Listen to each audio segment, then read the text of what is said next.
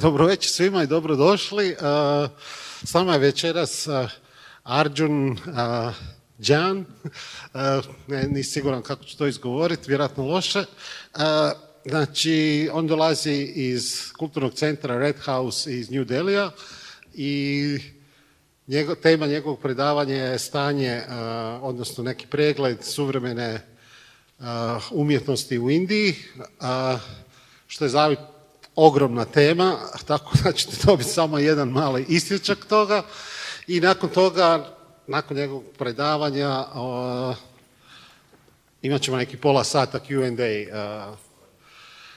So, Arjun, I just said who you are very briefly and what you will talk about, and now floor is yours. So, yeah.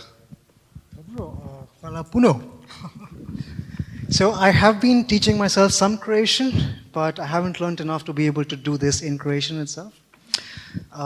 So I will be speaking in English. My name is Arjun Shivaji Jain, as just described by Davor, and I will be speaking on the state of contemporary fine art in India. We will be focusing mainly on painting, but of course it is huge. I mean, just to be asked to do this in 45 minutes is not an easy task. I will try. Okay, so at the very outset, we will need to understand just the relative scales at which we are working. That is incredibly different. Over here, physically, geographically, I mean, Croatia is the size of maybe half of Himachal Pradesh, which is one of the 28 states of India. So geographically, we're talking of very, very different scales.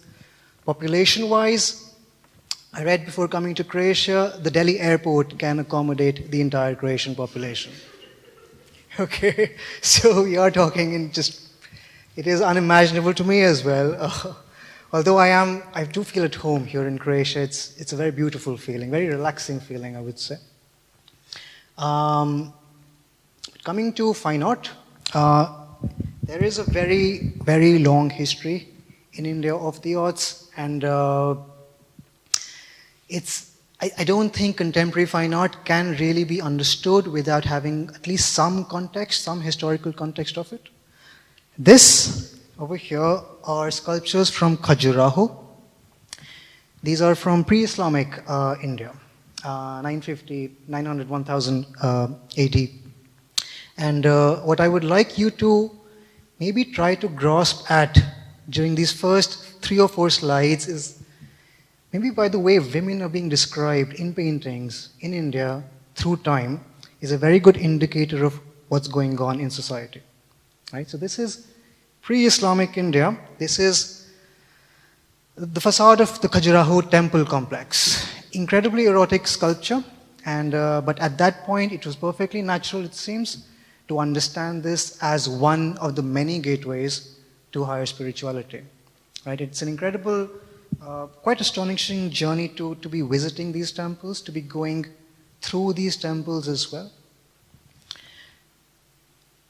This, 1750 to 1800, this is one of the Kangra miniature paintings. So Kangra is a region in the foothills of the Himalayas. And this is now the peak of the Mughal Empire. From the 1100s to the incoming of the British.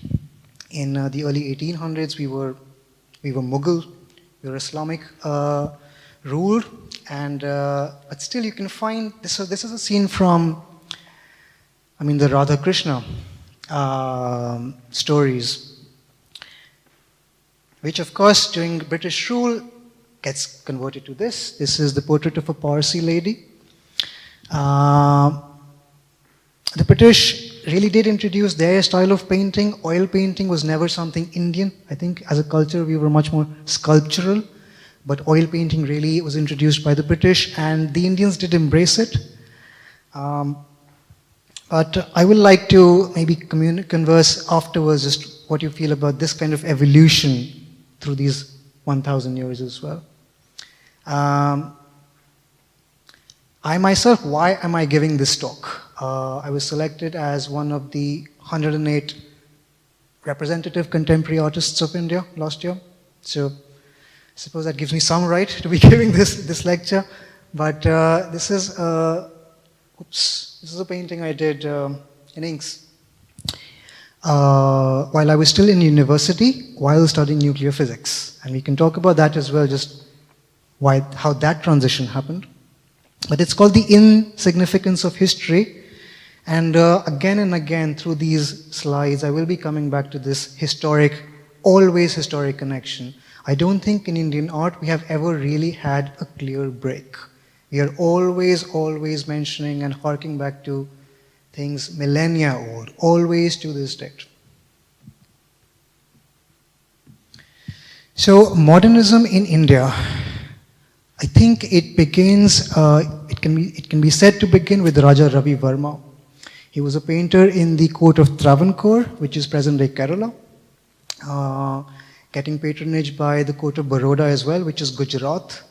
So this is on the east coast of India and the southern part of India.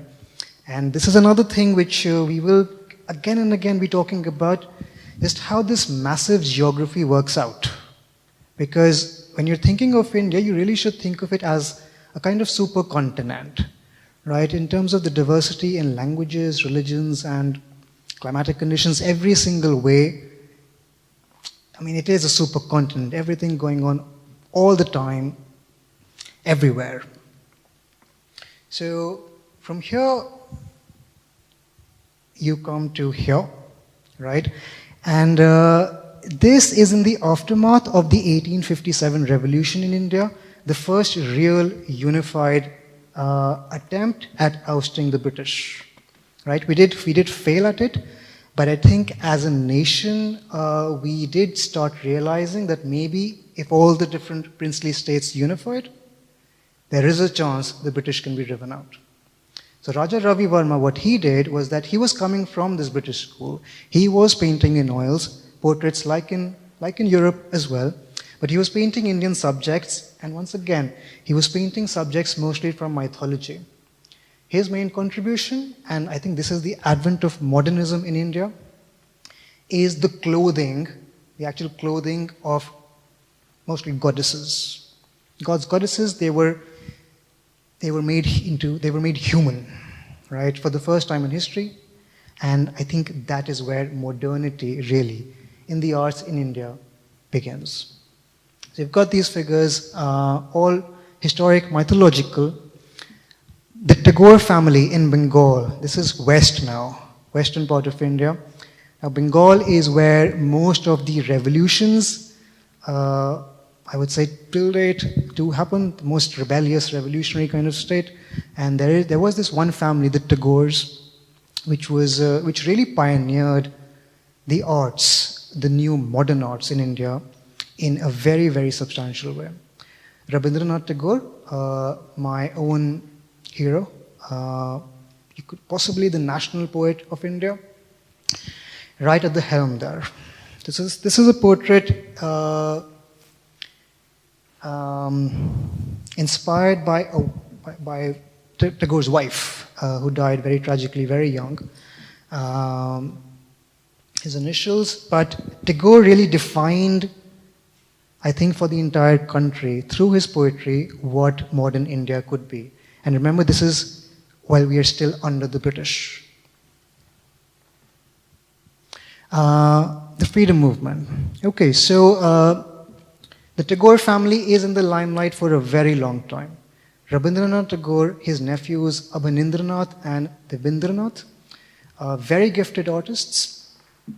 And at that time, and this is still, early 1900s, there is still this idea, which is very contrary to most nations throughout the world which have gained independence, in the sense that even at that point, while we were dependent on the British, legally, politically, there wasn't this sense of emphasizing our Indianness, right? It wasn't a case where we needed to prove ourselves as Indian to start feeling secure within ourselves. So most of these are in fact inspired by Japanese washes, right? The Japanese wash techniques.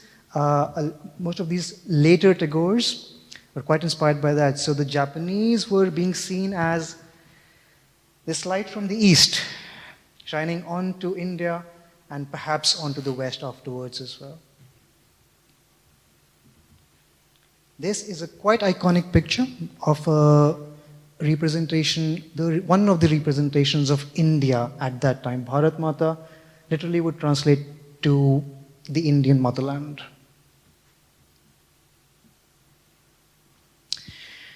Right, so right before we are about to gain independence, we have this very, I would say, uncharacteristic, because usually this kind of thing happens when nations do gain independence.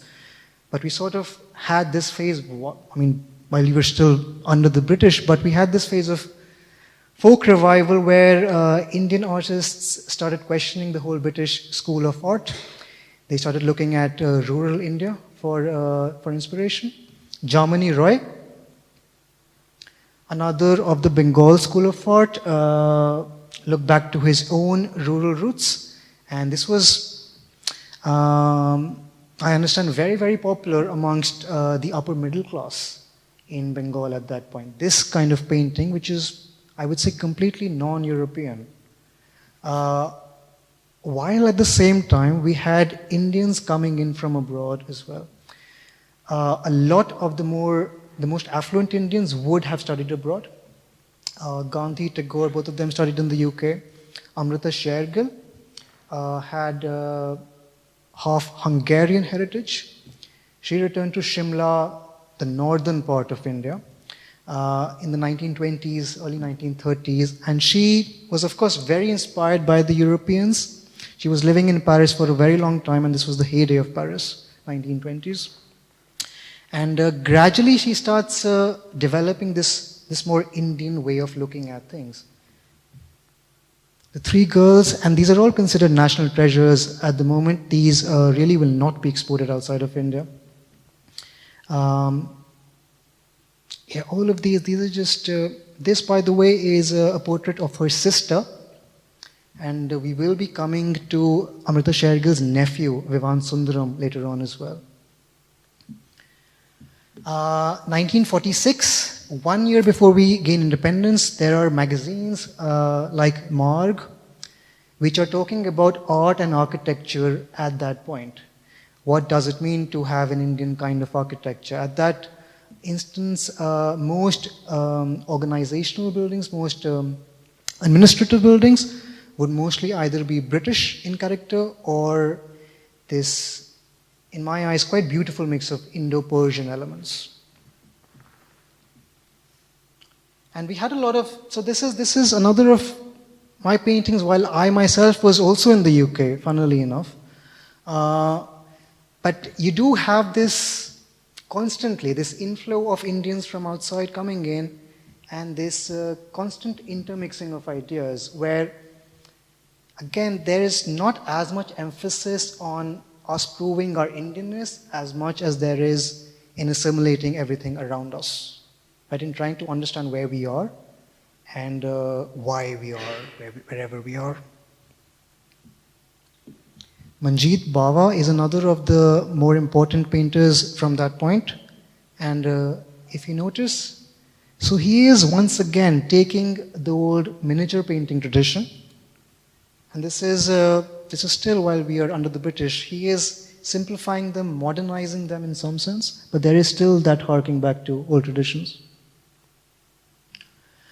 Right, so we gain independence, and 1 year after Mahatma Gandhi's death, which is a pivotal moment for India, and in the Bengal school as well, in fact, there was a lot of this political movement going on. Mahatma Gandhi was instrumental in being, I think, all around the world as this glorious example of the non-violent way of resistance. And a lot of the fine art at that point, much like as a lot of the fine art in Russia was being inspired by Leo Tolstoy, was being inspired by Mahatma Gandhi as well. 1 year after his death, there pops out in Bombay, western coast, south central western coast of India, the Progressive Arts Group. And So all of these people, all of these guys are from the Progressive Artists group, and this was one of the first paintings that were done by F.N. Souza, the founder of the Progressive Artists movement, and he in fact was expelled from the JJ School of Art, which was set up by the British, because the whole idea was that no more of the Bengal school, no more of even going back to traditional roots. We want to do something completely different, and we have complete freedom. We are now free. So this is what he did, and was expelled for it. M.F. Hussain as well. So this is India being represented as a woman, and this is in contrast to this earlier representation of India. And for this as well, in fact, he was exiled. M.F. Hussain spent the majority of his life either in Qatar, Dubai, or London. For images like these, it's a very poetic one, in the sense that, the positioning of the woman, the pose of the woman is very characteristic in terms of how the geography of India plays out. The breasts are where Gujarat is, the milk belt, the dairy part of India. The arms are where the agriculture happens, so this is along the Ganga river. The groin, funnily, is where Goa is. But you do still see all this European thing going on. Interestingly, a lot of these progressive artists did go back to Europe. So that is an interesting turn of events.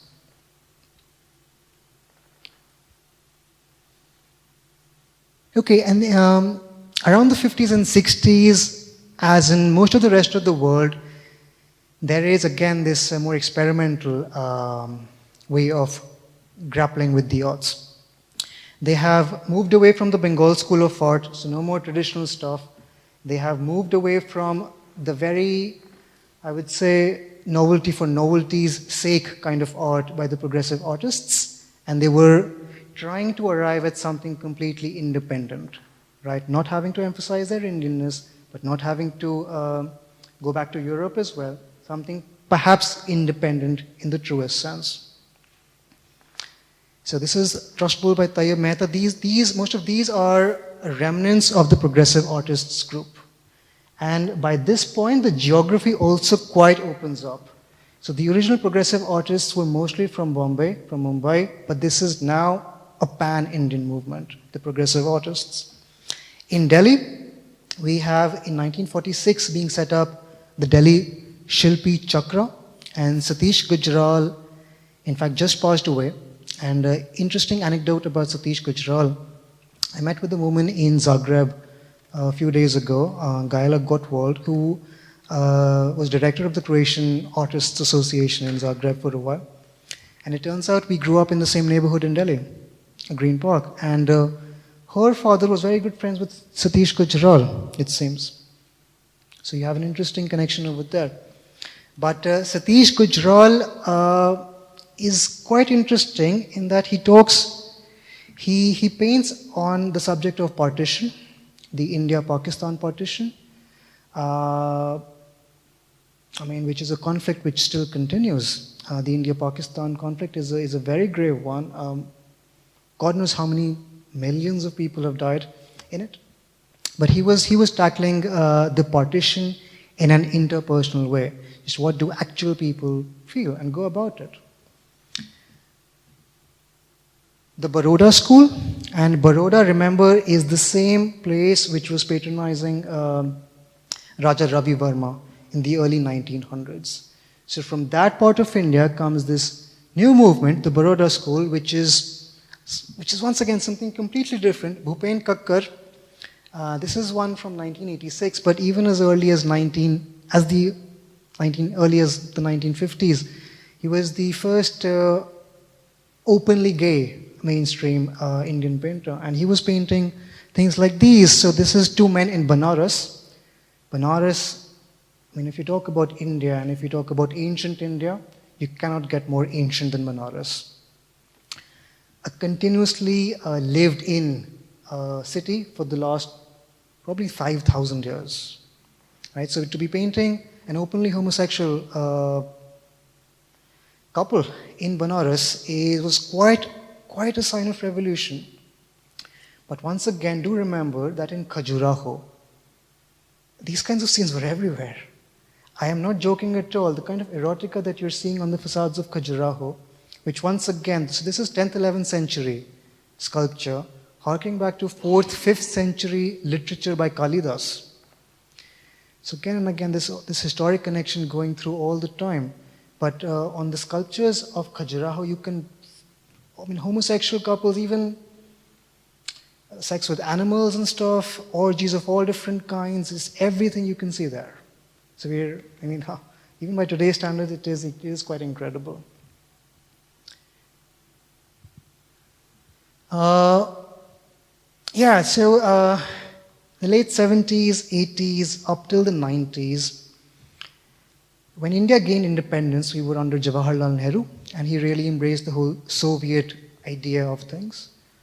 From 1947 to 1991, we were, I would say, predominantly socialist. My father, my grandfather, there are numerous stories about how they had to grapple with the whole thing in a business sense. And we can talk about it later. But lots of communist-oriented paintings as well. This is one by Swaminathan from the group 1890. 1890 is just the name of the apartment they were in while they thought of this group. But it was, and he was exiled as well to Madhya Pradesh because of his quite radical communist views. But the thing is that even there, he did start seeing inspiration in how the tribals in Madhya Pradesh were living. And you start seeing this very stark simplicity in his paintings. Safdar Hashmi, I was in Club Palak last night, and Safdar Hashmi, and I was thinking about just how we are, or how India, mainstream India, has resisted in contemporary times. And it seems to me that it has not been in the way of murals or graffiti, but in theatre, street theatre. Safdar Hashmi was one of these very radical street theatre actors, and he in fact was killed, I think in 1989 itself, for not stopping a play in Delhi, and this is in Delhi. A politically oriented play against the then Congress government. His brother, Sohail Hashmi, who still runs the place. I have met him a couple of times, wonderful guy, and he does all these lectures and walks through Delhi, historically, politically motivated walks through Delhi to this state. So it is very much active right now. Feminism as well, in a very strong and I think different way than how it evolved in Europe, at least the early feminism that we had in India. It was always going back, I think the way women used to live, and especially the tribes, that seems to have been the example which the early feminists took as for women. Right? It wasn't really, most of the modern ideas associated with feminism, I don't think these women would really resonate with. You start seeing images like these where these are, in their style, they're quite like the miniature paintings which we saw earlier in the late 17th, 18th century. So this is womanhood, but interpreted as goddesses once again. Or you would have scenes like these, or scenes like these. This is contemporary woman, but represented as Parvati with Ganesh. So the role of motherhood as a spiritual act. This was part of the feminist narrative at that point. Kali-esque, Sita, these are all mythological characters which are being reinterpreted again and again and again to date. in all these different kinds of ways.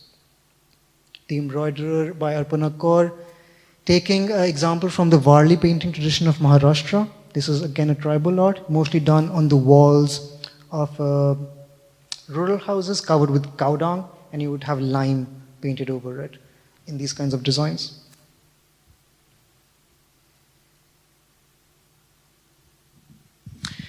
Okay, coming to the 1990s, 2000s,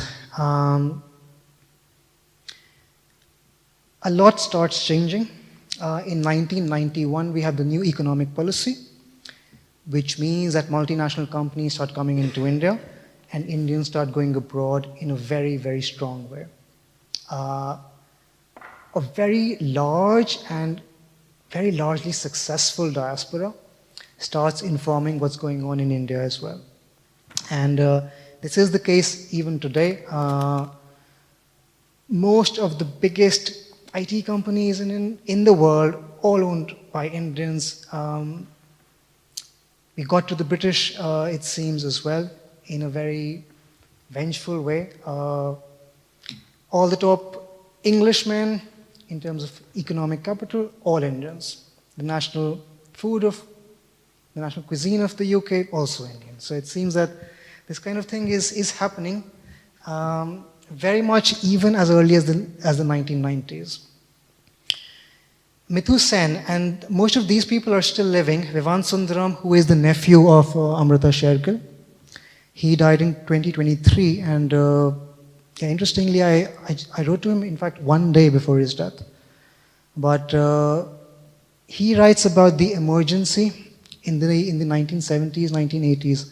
Indira Gandhi, who was then Prime Minister, and who had quite close ties with the Soviet governments then, imposed emergency on the Indian nation, which was, loads of people dead then as well. And this was a completely, by modern accounts, very irrational move, politically oriented, of course. But he wrote about the emergency. This is gang of three, because you can't really have gangs, you can't really have people collecting for anything during emergencies. And this gang of three was a very influential painting at that point, because it was at the same time doing two things. It was talking about this not being allowed to gang up in any particular way, but while at the same time all these political alliances are also being made, all these political gangs are also ganging up against the mainstream Indian public. Atul Dodia, much like me, Mahatma Gandhi is his hero as well. And he talks about how contemporary India is reacting to Gandhi still. Mithu Sen is very interesting. This is 2000s, right? Early 2000s. And when I look at this, I remember the recent Me Too movement. And she made this painting called Perhaps You Too. Right? Where there is always this self-reflective nature to things. It's almost this resistance against labeling of any kind. This resistance against isming of any kind. Right? That I belong to this ism, you belong to this ism. Bose Krishnamachari, very experimental artist of that period. He is head of the Kochi Biennale at present. And by this time, geographically, we are everywhere. Just all of India is participating in this. There are artists from all across the country. It is not really being restricted to Delhi, Bombay, Calcutta, and Bangalore and Chennai. But of course, as luck would have it, with this globalization, we do start understanding, or maybe perhaps understanding just what the international art market is doing. We do start pandering to international tastes, in my opinion. There is all this intellectualism going on, which, in my opinion, is a departure from the more romantic view of things, the more spiritually oriented view of things. There is still it, but there is a dilution to it. Of these, I would say most influential would be videos like these. This is Remembering Toba Tek Singh by Nalini Malani. She's still very influential in today's Indian art scene.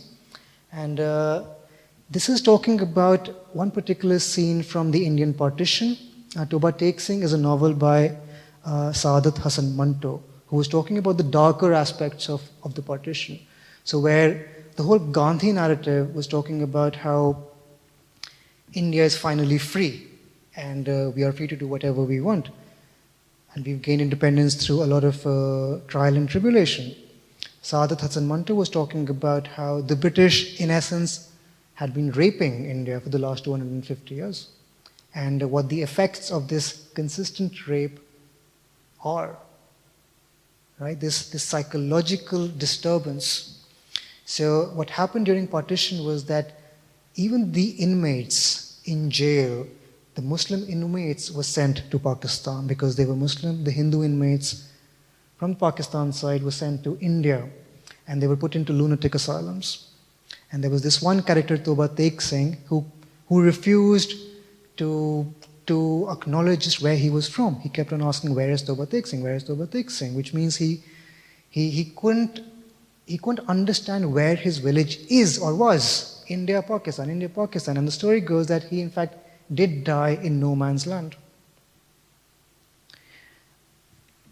This particular video is remembering Toba Tek Singh, bringing back memories of the emergency in 1970, 1980 as well. And then in 1998, during our second big nuclear testing in Pokhran, which was a kind of posturing before the world and before Pakistan, most importantly, that we are not to be meddled with. But there was a very strong reaction against this kind of nuclear testing because, of course, it is the people of Rajasthan, where this was being done, who would have to pay the price for it. This is, well, very influential. This is in reaction to the 1991 demolition of the Babri Masjid in Gujarat. This is also quite controversial, but our current Prime Minister was Chief Minister of Gujarat at that point, and this is when this quite historic mosque in Gujarat was demolished because of conflicting stories that maybe it was at some point a Hindu temple. Could have been, could not have been, no one knows, but the fact is a lot of people were killed. It was massacre at that point. And this particular video is a simple 15 minutes of fame for an ordinary Muslim guy. He gets to speak. That is it. That is it. But at that point, it was extremely powerful. Coming back to what is going on today. So what I feel has happened after COVID in particular is that there seems to be this burgeoning of this idea that maybe experience, considering that life is short, right? India was one of the most strongly affected nations in the world in the COVID pandemic. And I am telling you from experience, I lost my own father as well in 21. At that point, for a whole month, if you were to call anyone and they would not answer, believe me, your first thought would be that they were dead. It was that bad. It was like it was nuclear war. It was literally that bad, right? But I think as a nation, at least in the cultural field, we did begin understanding that maybe experiences were what really counted as art. Not oil on canvas, right, but experiences. I am very glad to say that the Red House, this is right when COVID ended, and this was my individual reaction to what had happened in my own life. My grandfather began an electronics factory in the 1960s, and ours was one of the first ferrite core transformers producing factory in the country. So when color television came into existence, at least in India, we were one of the first factories dealing with color television production. By trade, the Jains are a business community, which I will also be talking about, this healthier form of capitalism that we have in existence. But my own reaction was to convert this factory into a factory to the arts, right? A temple to the arts, where you could be having these kinds of experiences on a weekly basis, and where the whole idea would be to have things like these go on and on and on, to have these kinds of conversations continue all the time, and to understand that we are one single family. We're not as distinct to each other as the governments want us to believe. But again, this whole historic thing, this is the earliest family photograph that I was able to find. This over here is my great-great-granduncle, this over here. And it's very interesting how portraits were also being done at that point. An image from when the factory was in its heyday. These are some paintings of mine as well from recent years. But once again, you can see this going back to historical precedent. My grandmother's name was Trishla. This is all mythological in content, but very relevant in today's in the context of contemporary fine art as well. There is a growing realization that perhaps we should not diminish our past. So on one side, the politicians would have us believe that there was no Islamic rule, there were no British, and you were just, the true Hindu empire. But amongst contemporary fine artists, there is a growing realization that they are as much part of us today as anything else. Right? We have a lot to thank the British for as well, the Mughals for as well. In fact, the Red House is legally registered as the John Ruskin Manufactory, which is my own homage to John Ruskin, the Victorian art critic. Some pictures from the Red House today. So the factory space, I studied nuclear physics, I studied painting as well in the UK, and I returned to India in 2016, which is when I concluded that perhaps architecture was that perfect marriage between art and science that I was always looking for. So I began constructing the Red House, and you can see all these Gothic elements. My own house in Delhi has 7 Gothic arches for a balcony. The whole idea was that I would teach myself how to do something. The whole idea of manual labor, once again, coming from Leo Tolstoy, Mahatma Gandhi. And if I were able to teach myself sufficiently the problems, the struggles associated with any particular thing, only then would I be able to instruct another on it. The greatest hits, Red House, the greatest hits of the last 4 years. We've done some, they do make me proud as well, some quite nice events through these 4 years. This one over here, Give Peace a Chance, was our very first art exhibition. And we've been talking about the partition and the British rule and all of that. This was a direct collaboration with the Pakistani ex-Supreme Court Justice, whose mother, the family went to Pakistan during partition. His mother was from Faridabad, one of Delhi's suburbs, and she taught him how to write in Hindi, which is, the funny thing is that India and Pakistan, we speak the same language, much as Croatia and Serbia do. We use different scripts, right? The Pakistanis would be using the Farsi script coming in from Arabic Persian. The Indians mostly the Devanagari script coming from Sanskrit. But we essentially speak the same language. We are able to understand each other.